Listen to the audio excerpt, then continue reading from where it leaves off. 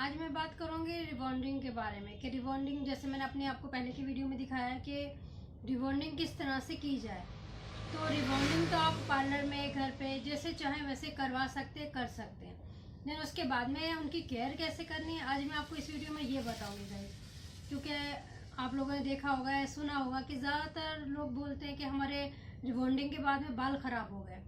तो गाइस बाल कैसे ख़राब होते हैं, क्या होता है, वो क्या करना चाहिए क्या नहीं करना चाहिए, आज की वीडियो में आपको यही सब बताने वाली हूँ। क्योंकि जब हम रिबॉन्डिंग करवाते हैं तो हमें किसी भी पार्लर में कोई भी सैलून में कोई भी यही बोलता है कि कंडीशनर देता है, सीरम देता है कि ये अप्लाई करना है, आपको यही अप्लाई करना है।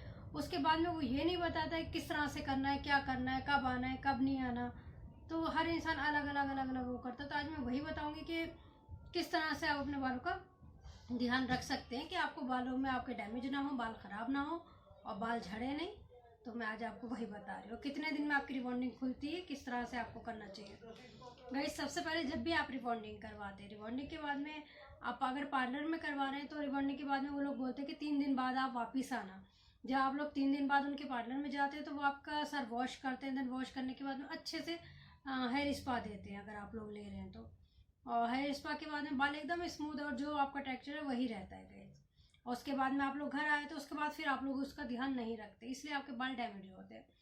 गाइज इसके लिए आपको क्या करना चाहिए, जैसे कि आपने घर में कर रहे हैं या बाहर कर रहे हैं, अगर आपने घर में भी किसी से करवाई है तो भी उसके बाद में आपको हेयर स्पा लेना। अगर हेयर स्पा आप लोग नहीं ले सकते तो आपको अच्छे से 3 दिन बाद अपने बाल वॉश करना है। वॉश करने के बाद में कोई भी अच्छा कोई भी हेयर मास्क लगाना है आपको बालों में अपने, और कंडीशनर लगाना है और फिर उसको धोना है।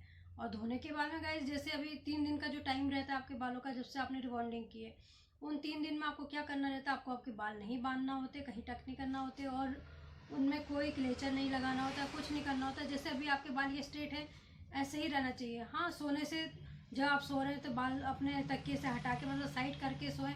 ऐसा नहीं कि बाल एक साइड और आपको बाल एक साइड करके फिर सोना चाहिए। मतलब बहुत सारे ध्यान रखना होता है 3 दिन तक, और 3 दिन के बाद भी आपको आपके बालों का काफ़ी ध्यान रखना होता है गाइस। अभी मैं आपको 3 दिन का बता रही हूँ कि आपको इन 3 दिन के अंदर क्या क्या करना होता है, फिर मैं उसके बाद का बताऊंगी कि बाद में आपको किस तरह से ध्यान रखना होता है गाइस। सो गाइस तो जैसे अभी मैंने बताया कि 3 दिन तक आपको आपके बाल में कोई पानी नहीं लगने देना होता है, पसीना नहीं आने देना होता है। जैसे नीचे पसीना आने लगता है, कुछ भी होता है तो आपको आपके बालों को बहुत ध्यान रखना है। कोई गीला वो नहीं करना है, उनको बांधना नहीं है कहीं पे, उनको दबाना नहीं है, चोटी नहीं बांधनी, बिल्कुल कुछ नहीं करना उन्हें एकदम फ्री जैसे हैं वैसे छोड़ देना है। आप कंघा कर सकते हैं, आप सो के उठे तो उनमें अच्छे से कॉम्ब करें, अच्छे से कंघा करें और करने के बाद में उनको ऐसे ही छोड़ दें। उसके बाद में जब आप 3 दिन बाद जाएंगे तो वो आप पार्लर में जाएंगे या घर में जैसे भी कर रहे हैं आप लोग, फिर उनको अच्छे से वॉश करें। उसके बाद में कंडीशनर करें। पार्लर में करवाएं तो वो लोग तो हेयर स्पा देते हैं, हम लोग तो हेयर स्पा देते हैं पार्लर के बाद। आप हेयर स्पा लें, उसके बाद में आपको हेयर सीरम दिया जाएगा। ये तो आपका हो गया 3 दिन तक का, 3 दिन बाद का रूटीन। उसके बाद में आपको आगे तक कैसे रखना गाइज। गाइज इसमें एक चीज़ और, जैसे कि स्मूथनिंग कैसी होती है और स्ट्रेटनिंग कैसी होती है। कुछ लोग कहते हैं कि हमें स्मूथनिंग में और स्ट्रेटनिंग में उनको फ़र्क नहीं पता होता है। सो गाइज स्ट्रेटनिंग का मतलब होता है कि एकदम पॉकर से स्ट्रेट, यानी कि जो बाल है एकदम स्ट्रेट, जैसे अभी आप देख रहे हैं एकदम स्ट्रेट, कहीं कोई वेव नहीं, इस तरह का आता है। और जो स्मूथनिंग होती है, स्मूथनिंग में हल्का सा वेव रहता है, मतलब हल्का सा बाउंस रहता है उसमें। सो गाइज इसलिए स्ट्रेटनिंग और जो क्रीम लगती है, जो उसका प्रोडक्ट लगता है वो सेम लगता है, काम सेम रहता है उसमें भी। बस इसमें जैसे हम प्रेसिंग करते हैं, मैंने आपको वीडियो में अपना दिखाया हुआ है, इसमें कम से कम 2 से 3 बार हम प्रेसिंग करते हैं, उसमें हम सिर्फ एक ही बार प्रेसिंग करते हैं स्मूथनिंग में। और जो आपका स्ट्रेटनिंग है प्रॉपर, उसमें हम कम से कम आपको 3 बार स्ट्रेटनिंग करते हैं बालों पे, और काफ़ी अच्छे से स्ट्रेटनिंग करते हैं, जैसे मैंने आपको दिखा रखा है अपनी वीडियो में, आप चेक कर सकते हैं। तो गाइज ये फ़र्क है स्मूथिंग में और स्ट्रेटनिंग में। क्रीम प्रोडक्ट सब सेम लगता है, बस करने का तरीका थोड़ा अलग होता है। और दूसरा, अब जैसे कि कितना टाइम चलती है ये, चलने को गाइज इसमें ये है कि आपके बालों के टेक्सचर पे डिपेंड करता है कि आपका बालों का टेक्सचर किस तरह का है। फिर भी 6 महीने तक तो चल जाता है, बहुत अच्छे से 6 महीने तक चलता है। 6 महीने के बाद वो थोड़ा थोड़ा खुलना शुरू होता है, और जब खुलना शुरू होता है तो उसके बाद उसे खुलते खुलते भी टाइम लगता है, वो 8-9 महीने साल भर लग जाता है आपकी स्ट्रेटनिंग को खुलते खुलते भी। तो आपका ऐसे मान के चलो तो आपका 1 साल तक वो स्ट्रेटनिंग चल जाती है। परमानेंट का मतलब ये नहीं होता कि वो हमेशा के लिए हो जाए, उसके बाद में 6 महीने में या साल भर में वो खुलने लगते हैं। जो शीट आपके बालों पे चढ़ी है, जो केमिकल आपके बालों पे चढ़ा है वो उतरने लगता है। तो जो आपका बालों का टेक्सचर पहले था वो सेम आने लगता है। कोई डैमेज या कुछ नहीं होता गाइज, वो सेम टेक्सचर आपको पहले वाला आने लगता है कि ये जैसे था वो सेम वैसे होने लगता है। तो इतने बीच में गाइज आपको क्या करना है, अपने बालों में क्या क्या वो करना है मैं आपको वही बता रही हूँ। सबसे पहले आप अपने बालों में ऑयलिंग नहीं कर सकते गाइज। स्ट्रेटनिंग के बाद में आपको ऑयलिंग नहीं करनी, कम से कम आपको 2 से 3 महीने तक तो ऑयलिंग बिल्कुल भी नहीं करनी है। उसके बाद चाहें तो आप थोड़ी बहुत ऑयलिंग कर सकते हैं, क्योंकि कुछ लोगों को ऑयलिंग की बहुत ज़रूरत रहती है। देन ऑयलिंग की जगह आप हेयर स्पा करवाइए। आप हर महीने एक हेयर स्पा लीजिए गाइज। इससे आपके बालों का टेक्सचर भी अच्छा रहेगा और आपके बाल भी अच्छे रहेंगे। चाहे तो आप घर में करिए, जैसे मैंने आपको बता रखा है, आप बाहर नहीं करवा सकते तो आप घर में करिए। कम से कम आपको हर महीने एक हेयर स्पा लेना है। जो सीरम है, आपको सीरम यूज़ करना है अपने बालों पे जब भी आप वॉश करें। जब वॉश करेंगे तो अच्छा सा शैम्पू, जो भी क्रीम आपने लगाई है, जिस चीज़ से भी आपने अपनी स्ट्रेटनिंग करी, चाहे लोरियल का कराया या ग्लेड का कराया, कोई भी कराया या स्टिक का कराया, कोई भी कराएगा, तो उसी का आपको शैम्पू भी लेना है, उसी का आपको कंडीशनर लेना है। देन सीरम लेना है। सीरम आप कोई भी ले सकते हैं, ऐसा नहीं कि आपको उसी कंपनी का सीरम भी लेना है, आप कोई भी ले सकते हैं। उसके बाद में आपको क्या करना है, सबसे पहले आपको शैम्पू करना है। देन जो डेली रूटीन है गाइस, डेली या दूसरे जब भी आप सर वॉश करते हैं आपका, सबसे पहले आपको शैम्पू करना है। उसके बाद में आपको कंडीशनर लगाना है। अगर आपका हेयर मास्क है तो आपको हेयर मास्क लगाना है। उसके बाद में जब आपके बाल 90% सूख जाए तो उसके बाद में आपको सीरम लगाना है गाइस, और फिर आपके बालों को छोड़ देना है अच्छे से सेट करके। तो इस तरह से ये अगर आप फॉलो करेंगे तो आपके बाल बिल्कुल भी ख़राब नहीं होंगे गाइस। और जहाँ तक बात है हेयर स्पा की, हेयर स्पा आपको हर महीने लेना है गाइस। तो जितने आप अपने बालों की अच्छे से केयर करते हैं, जितना आप उनकी केयर करेंगे वो उतने ही अच्छे रहेंगे। ऐसा नहीं कि 1 महीने बाद आपके बाल डैमेज हो जाते हैं, डैमेज नहीं होते गाइस। आपके बाल का जो टेक्सचर है वो वापस आने लगता है कुछ महीने बाद, साल भर बाद। जैसे आपका खुलने लगते हैं, जैसे आपके बाल है सारे के सारे वो अपनी जो पहले की कंडीशन है वो उसमें आने लगते हैं। मगर कई बार हमें ऐसा लगता है देखिए कि हमारे बाल बहुत उलझ गए, बहुत वो हो गए। अब जाहिर सी बात है, इस पर इतना सारा केमिकल लगा हुआ है, तो अगर आप इसका ध्यान नहीं रखेंगे, नहीं वो करेंगे, तो वो तो डैमेज होना है ना। और दूसरा, आपको स्ट्रेटनिंग के बाद में आपको प्रेसिंग इन पे बालों पे नहीं, मशीन नहीं लगानी, क्योंकि ये तो वैसे ही स्ट्रेट हो गए हैं। अब ये नहीं करना कि आपको इस पे स्ट्रेट करना है, जल्दी से गीले हैं या कुछ भी, तो ऐसा कुछ नहीं करना है। आपको उनको सूखने देना है। आपको सबसे पहले अपना सर वॉश करना है अच्छे से। देन वॉश करने के बाद में सीरम, जो कंडीशनर है वो लगाना है। उसके बाद सीरम लगाना है। सीरम लगाने के बाद में आपको इस तरह से अपने हाथों से, मतलब पूरे पे अच्छे से सीरम लगाना है नीचे तक। रूट्स पे लगाने की ज़रूरत नहीं है, सिर्फ लेंथ पर लगा के आपको इस तरह से अच्छे से होकर के आपको आपके हाथों से ही ऐसे में करके सुलझाना है। ऐसे जब आपके 90% में आप लगाएंगे, जब पूरे आपके बाल सूखने लगेंगे तो बाल खुद ही अलग अलग होने लगेंगे। कंघा करने की आपको ज़रूरत ही नहीं पड़ेगी। और कंघा आप कर भी रहे हैं तो कंघा करें आप मोटा वाला, जो मोटे मोटे उसके वजह होते हैं, जैसे मैं आपको दिखाती हूँ गाइस। जो आपको कंघा करना है वो इस टाइप का करना है, जैसे ये वाला आता है चौड़ा वाला, आपको कंघा इसी को करना है एकदम अच्छे से, इसी तरह से। वो भी सूखने के बाद गाइस, गीले में नहीं करना है। वैसे तो स्ट्रेटनिंग के बाद में ज़रूरत नहीं लगती है, मगर फिर भी आपको कंघा ये वाला करना है। वो से जो बारीक वाले कंघे होते हैं वो नहीं करना। और गीले बालों को बिल्कुल नहीं खींचना है। अगर खींचेंगे तो वो डैमेज होंगे, टूटेंगे, फिर आपको लगेगा कि बाल इतना टूट रहे हैं, इतने बेकार हो रहे हैं।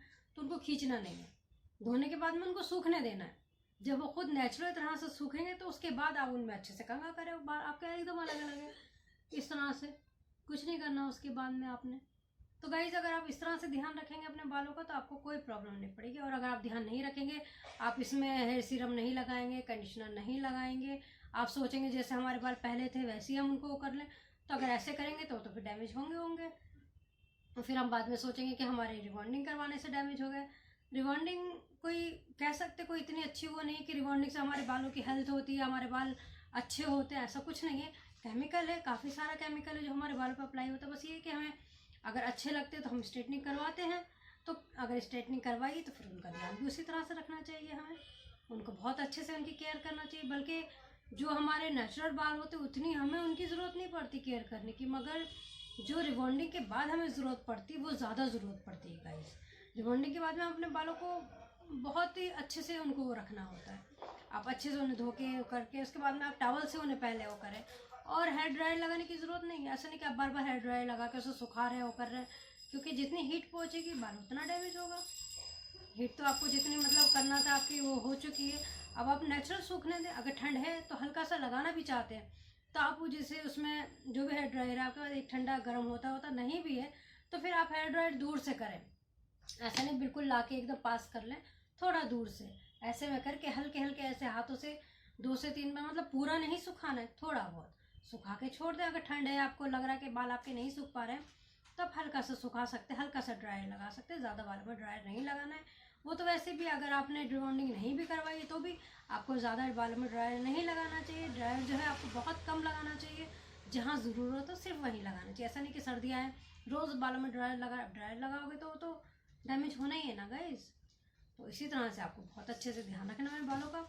सीरम का बहुत ध्यान रखना है। सीरम आप जो भी ले रहे हैं किसी अच्छी कंपनी का अच्छा सीरम लें, और सीरम आप कम से कम दिन में 2 बार भी अप्लाई कर सकते हैं। ऐसा कुछ नहीं कि एक बार लगा लिया तो हो गया। जैसे आपने सुबह में सर धोया हो क्या तो आप जब लगा सकते हैं, देन उसके बाद लगा सकते हैं। उसके बाद में जैसे अभी 1 हफ्ते बाद या 3 से 4 दिन बाद आप बालों को हल्का सा बांध सकते हैं।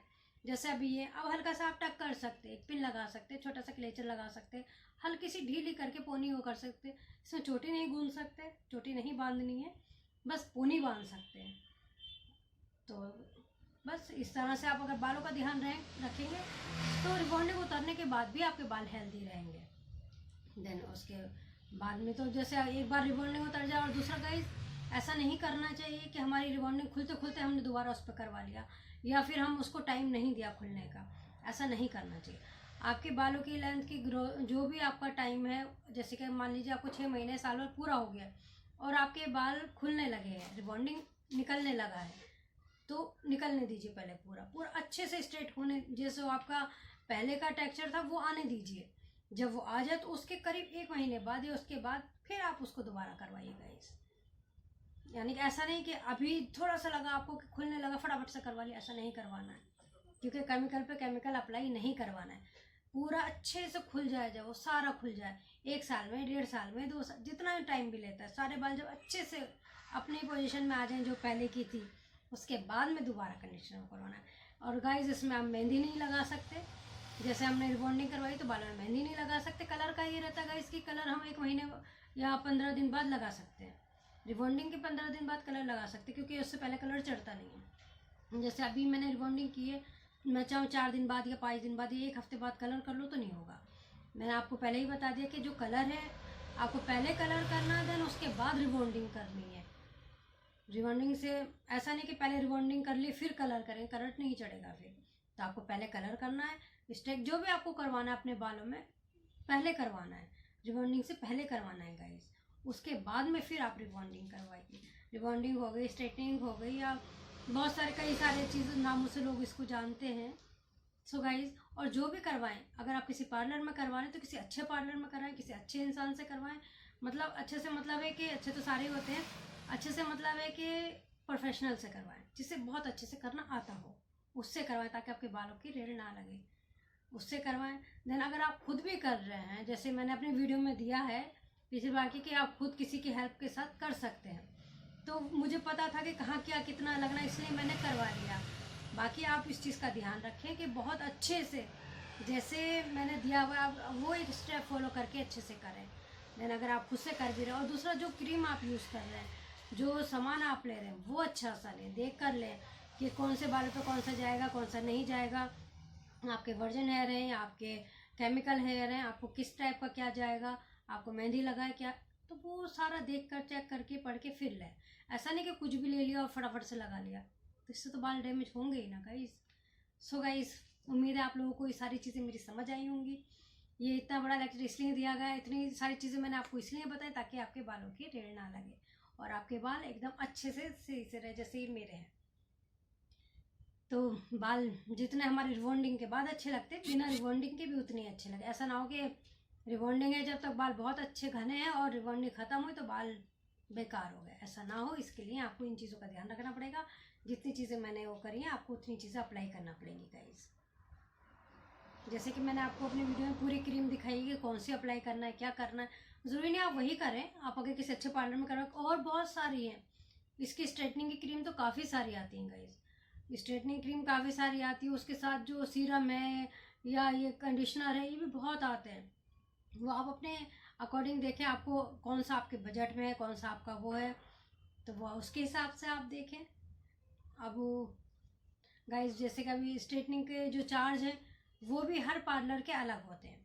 अभी जैसे कि मेरे पार्लर के हैं, ये 4,000 में आराम से हो जाती है। 4000 में आपकी रिबॉन्डिंग हो जाती है। देन प्लस हम एक हेयर स्पा दे देते हैं, तो पूरा ये कंप्लीट इसमें हो जाता है। बाकी हम अलग से इसमें ना कोई सीरम देते हैं किसी को, कस्टमर को, ना हम शैम्पू देते हैं, ना फिर हम कंडीशनर देते हैं, क्योंकि अगर ये सारी चीज़ें देंगे तो फिर हमारा ज़्यादा का बैठ जाएगा गाइस। कम से कम 6000 का बैठेगा। 6000 के अंदर, हाँ, जो आप 6000 का पैकेज लेंगे उसके अंदर आपकी रिबॉन्डिंग रहेगी। देन आपका पूरा एक, जो 3 दिन बाद हम बुलाएंगे, 3 दिन बाद आपका पूरा एक हेयर स्पा रहेगा। देन उसके साथ साथ आपको हम एक शैम्पू देंगे जो हमने, जिससे हमने आपकी स्ट्रेटनिंग की है, चाहे हमने स्टिक से की हो या फिर लॉरियल से की हो, जो भी की है उसका ही शैम्पू देंगे। देन उसका ही हम आपको कंडीशनर देंगे एंड सीरम देंगे गाइस, जो आप अप्लाई, उसी को अप्लाई करेंगे।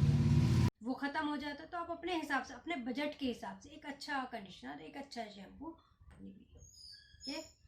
अगर वीडियो अच्छी लगी तो लाइक करें, नहीं शेयर करें। मेरे चैनल पर नए हैं तो चैनल को सब्सक्राइब करें।